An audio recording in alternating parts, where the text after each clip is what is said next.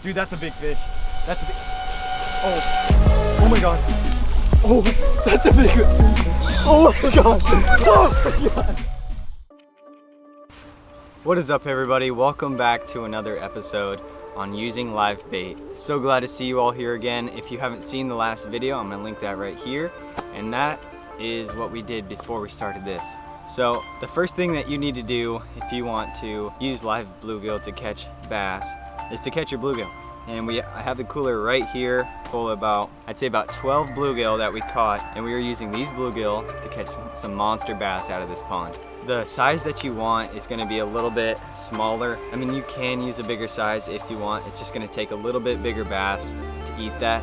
The size that we're using today, you could probably catch a 1-pound bass on. So hopefully we get a lot of fish. We can get some 1-pounders and hopefully some even bigger fish that are in like the 5 and 6 range. We're gonna get to fishing and bring you along with us.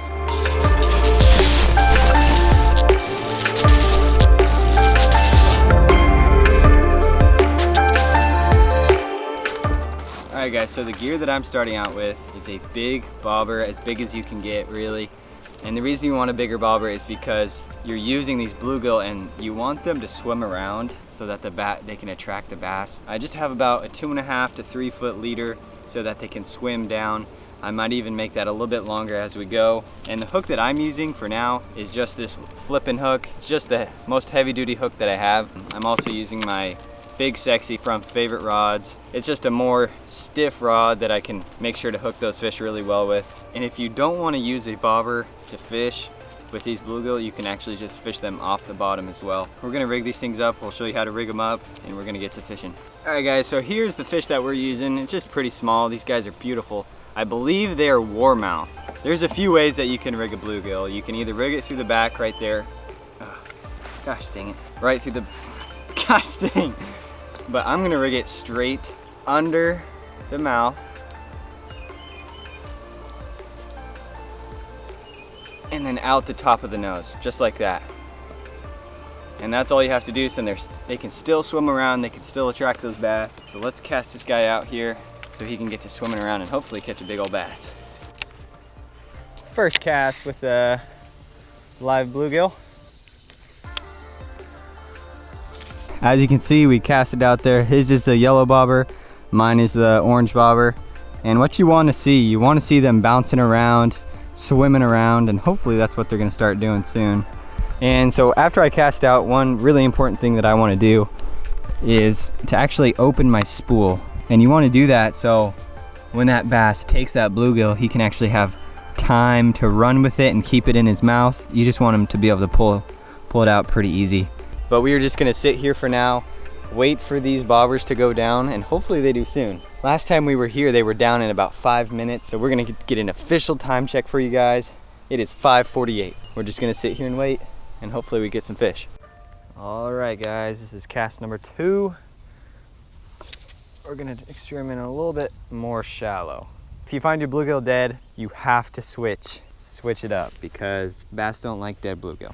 Okay, so when you're fishing out here and you're looking at your bobbers, one thing that you want to look for when you're fishing is if your bait starts swimming around a little bit faster and it starts bobbing down like it's getting chased or it's getting nervous or something like that. So that's one thing that we look for a lot of the times, and you'll see your bobbers just start going slow and then dip, dip, dip. It's trying to get away from that fish, trying to get away from the bass that's actually trying to end this little bluegill's life. So that's just one tip that you want to do. Also, if your bait gets kind of too shallow, you might want to bring it in, recast. But as of right now, we've been here for about 10 minutes, maybe 15 minutes, and no action so far. But like I said, you always want to make sure you're experimenting with different leader lengths, maybe even adding a weight to the right above your hook so that bluegill kind of stays further down. Because hopefully something comes and snacks on one of our bluegill that's out there.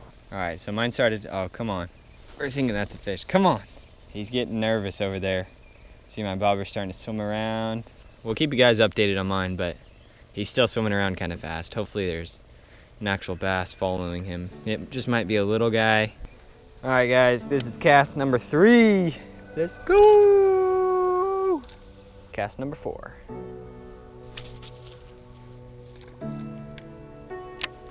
That's what I just found on the ground. That's a pretty big claw, if you ask me. since we're doing this live bait challenge, we might have to get some live crayfish. And if you guys have any other ideas of what you want us to fish with for this live challenge, it could be something totally crazy, I don't care, but let me know what we should fish with so we can keep this live bait series going. Wait, yeah, just let him take it. Open your bail.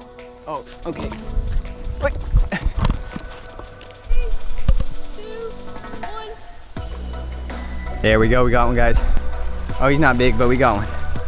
There we go. Get him up in here. There we go. This is what I was talking about. Looks like winter.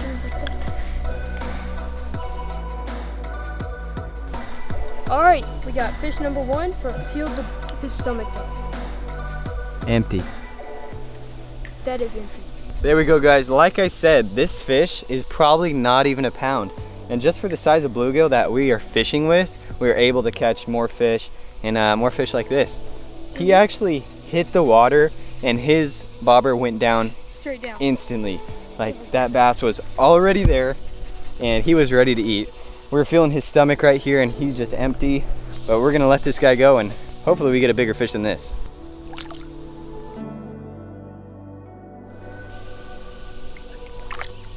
There we go, guys. Fish number 1.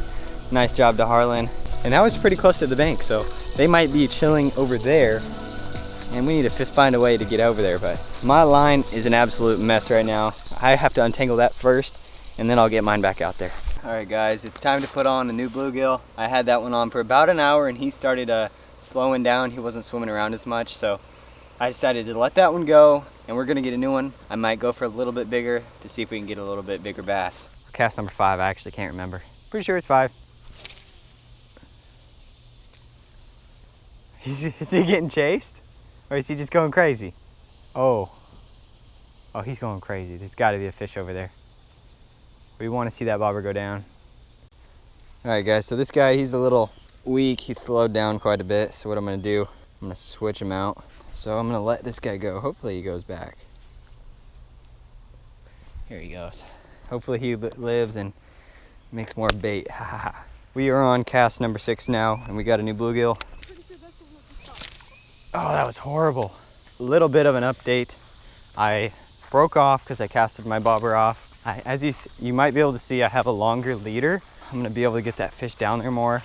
Just got this fish on and I think he's a lot more lively. But I'm gonna try a new spot. There's this log up here that we catch some good fish on for sure. So we're gonna give him a toss out there and hopefully we get bit from a big old bass. So this is the official cast number 6. Just perfect. Oh, we got a bass chasing it right now. Oh boy. Okay. All right, oh my gosh, he's right there. He's right behind him. Oh, I see him. He's got him. Did he get him? No, not yet. Oh, he's right behind him. He's right behind him. Oh my gosh. Oh my god. It's huge. Or at least it looks big. Oh, he's right under him, guys. Oh. Oh, he didn't get him that time. He's right there.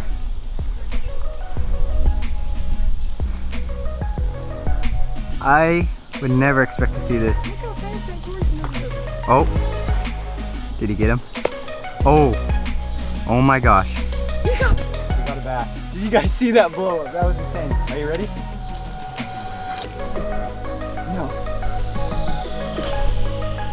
Oh. Dude, that's a big fish. That's a big. Oh. Oh my god. Oh, that's a big one. Oh my god. Oh my god. Get over here. Let's go! Yeah! No freaking way right now. But that's a big fish right there. That is definitely one solid fish. We got. Look at that belly though! This fish, we saw him behind my bluegill for a solid like 3 minutes. Twice. Oh, that's not good. All right, so we gotta hurry up because he's actually ate the whole bluegill by now. Show him down in there. That's not good. All right, we're gonna work on getting this hook out, guys. I really want this fish to survive, so we gotta get to work real quick. Guys, check that out. That is a big fish. I'm guessing that's gotta be in the 6s, and this is my first fish on a live bluegill. And look, Check out its mouth. can you see it on the thing? Yeah, y'all see that little tail back there? That bluegill is gone. Guys, I never expected that, and that was the coolest catch of my life. That has to be the coolest catch. We saw him the whole time. We're gonna let her go. Okay. There she goes. Look at her. She's off. All right, guys, I'm very happy we got that fish back. By the time I got it in, the bluegill, there was that much tail left. Super surprised I got it out that easy, but I'm so happy right now. That was my first bass on a live bluegill, and we're tearing it up right now. We're gonna get back to fishing. I'm not sure if we can beat that, but we're gonna try to catch a few more bass for you guys. Guys, that was the coolest catch of my life, being able to see that fish, eat my bluegill. That was straight awesome. Yeah, who cares about match the hatch? We're using the hatch. That's why I want you guys to comment down below what we need to use next. Cause I can't wait to use some more live bait. Sun is about to go down, I think. So we're gonna get back to fishing. Hopefully we catch at least one more fish. We'll see what happens. Alright guys, we are wrapping up the day. We fished until about 8:30 and started at 5:45 around that time. So I mean, we fished down there a long time and we only caught 2 bass. It was a lot of work, but I think that last fish definitely paid off. We went through about 10 to 12 bluegill. Some of them did die, but we still figured it out and we caught some fish. This was by far the coolest fish catch that I have ever experienced myself. Seeing that bass follow that bluegill really slow for about a minute almost. It was just so cool seeing how they actually react to the bait. And I don't think we would have ever caught that fish if we were using like a topwater or anything like that. I think just the lifelike movement of that fish just triggered it. There was no going back and we caught that fish. And like I said before, let me know what you guys want to see me fish with next. This is episode 2 of the live bait series. I want you guys to tell me what you want to see. I mean, there's so many options when it comes to live bait that we can use, and I think we've got a pretty good pond down there to catch some big fish. But other than that, I hope you guys liked this video. If you did, smash that subscribe button so you guys can be notified every time I post a video. Stay tuned for the next video. Thanks for watching.